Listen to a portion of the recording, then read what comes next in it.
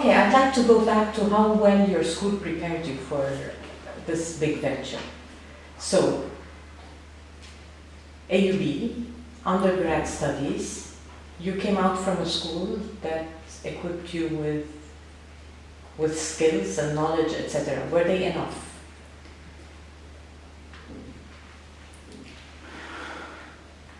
Well, I mean, definitely, from a course perspective, the different material that we covered in class, from math, physics, chemistry, bio, and all of the other material, were in a way preparing this brain and letting it exercise and build some muscles and to... Was there any course where you felt you needed prerequisites that you could have gotten from school and that you did not get, in terms of content? I don't know. Okay. I mean, I was always pretty good at math and physics, and you start out with a bunch of courses in math and physics, so you just glided through. Yeah, but not really glide. I mean, it was definitely a struggle. I think the transition was more getting used to a new way of teaching, a new way of taking courses, a different pace. Not necessarily that there was a lack in background from like material. We covered integrals, we covered basics of physics, things like that. But there's always an adjustment of starting at first year, different pace, different style for different professors, and figuring out how to really maximize your learning during that phase. So I wouldn't say that I would pinpoint topic A, B, and C that were lacking here that I didn't have. But I think there's always this transition and a period of being a bit uncomfortable with this change, but then you get used to it and you move on. But nothing major. No. So yeah. You weren't handicapped in any way. No. All right. And I also think maybe from what I remember, we did take a bit of, for example, programming, like VB.net and whatever, that maybe some other students in other schools did not. And we had a bit more exposure to these desktops that we would interface with once a week, I think it was. So since we were like in grade 12, or not grade 12, it's now grade 1 or grade 2, I think that's where we started here. So maybe that's a bit different, but definitely now it's, today schools definitely need to expose students to a lot more programming or these interfaces that we didn't really deal with at the time. Okay. I'm assuming that you graduated from AUB with some form of distinction. Yeah. I graduated with high distinction, which basically means that I got a GPA of above 90 out of 100. Okay, fair enough. Yeah. Okay, then my next question is, normally people who graduate with such a high GPA are usually prone to leaving the country, to pursuing their masters elsewhere. Yet you chose to enter something that was not very common at AUB, which is a PhD track, right? So why? So there are different aspects that affected my decision. I definitely applied to various universities in the US to continue my PhD studies there. I always knew I wanted to get a PhD one way or another, sooner or later. But at least that was my plan since before I started university. But where wasn't really something I had decided on. I always wanted to go to the US as soon and as quickly as possible. But then different decisions from family to financial to educational opportunities that I weighed ended up pushing me to stick with AUB for an accelerated PhD program. So what tipped it all was the proposal you got from AUB?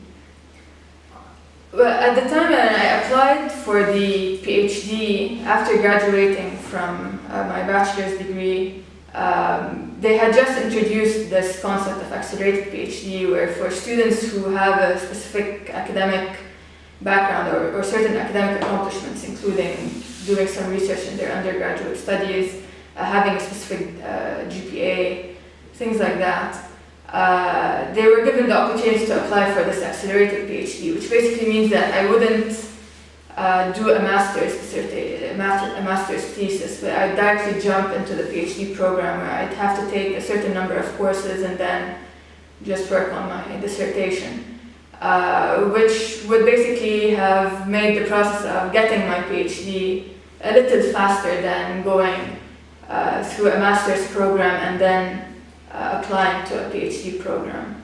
How tough was that? How tough? It definitely wasn't easy, especially the first couple of years. I think having the experience of doing a master's dissertation gives you the flavor of what a dissertation looks like and what kind of work goes into it and the different challenges that you would face. It would definitely be a kind of smaller problem than a PhD problem that you would have to tackle. But it's kind of a stepping stone. Directly jumping into this PhD dissertation business was definitely harder. But you kind of find your way through it and then manage to get to the other end, hopefully most of the time. Okay. And tell me about how IBM found you.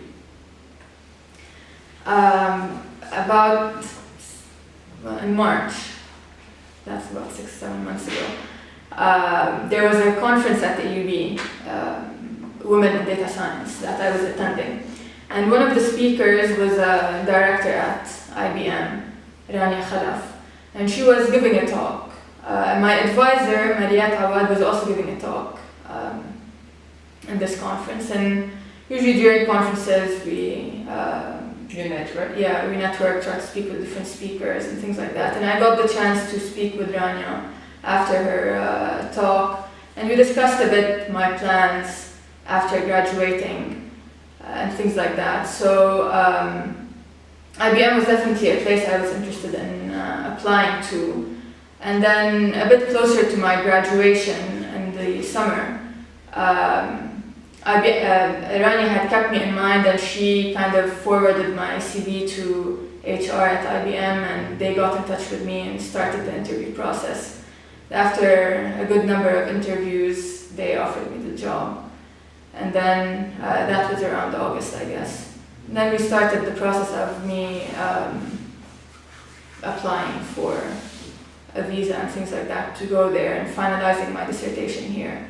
And I finally defended in October 3. Okay, we'll talk about your defense in a minute. Okay. But before that, what type of a work visa did you get? IBM decided to apply for an O1 visa, which basically means that it's, I don't know the exact name, but it's a specialty visa in the arts and sciences. I assume that it's an O visa. That's what they call the Einstein visa. I haven't heard that nickname before. Well, I have. Okay, it's good to know. Which means it's a hard visa to get. They require you to submit many different kinds of supporting documents to prove that you are in the top of your field and a very small sample of the population. And that you would be an asset for whichever company. Yeah, and the country overall. Okay. So yeah, I had to submit documents saying that I've been a published author, I've been... Let's talk about your publications. Okay. You are, how old are you? 28. Okay. A young lady of 28. Tell me about your publications. Well, we've basically so far published 16 papers. 5 of them are journals, and the other 11 are conferences. And then we have a good number, around 5 or 6 that are in the pipeline between being reviewed in different conferences and journals, and we're basically waiting for their decision. But basically, by the time I defended, I had around 25 publications between accepted and submitted. So okay. Let's go back to your defense. Okay. What was the topic? My thesis topic, the title is a bit long. Do say it. We want to be impressed.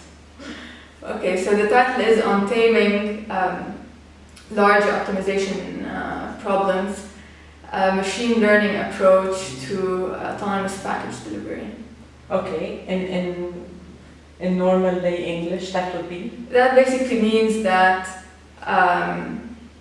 what we're trying to do is we have these multi-agent systems where an agent can be a robot or a vehicle or a mobile phone or any kind of computing device.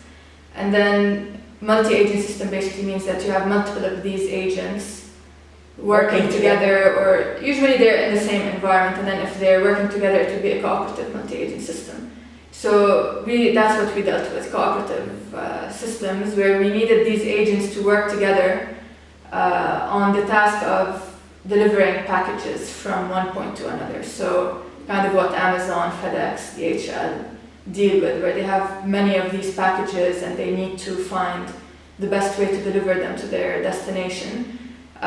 We basically focus on the question of coalition formation, which basically means which agents should work together to accomplish a specific task.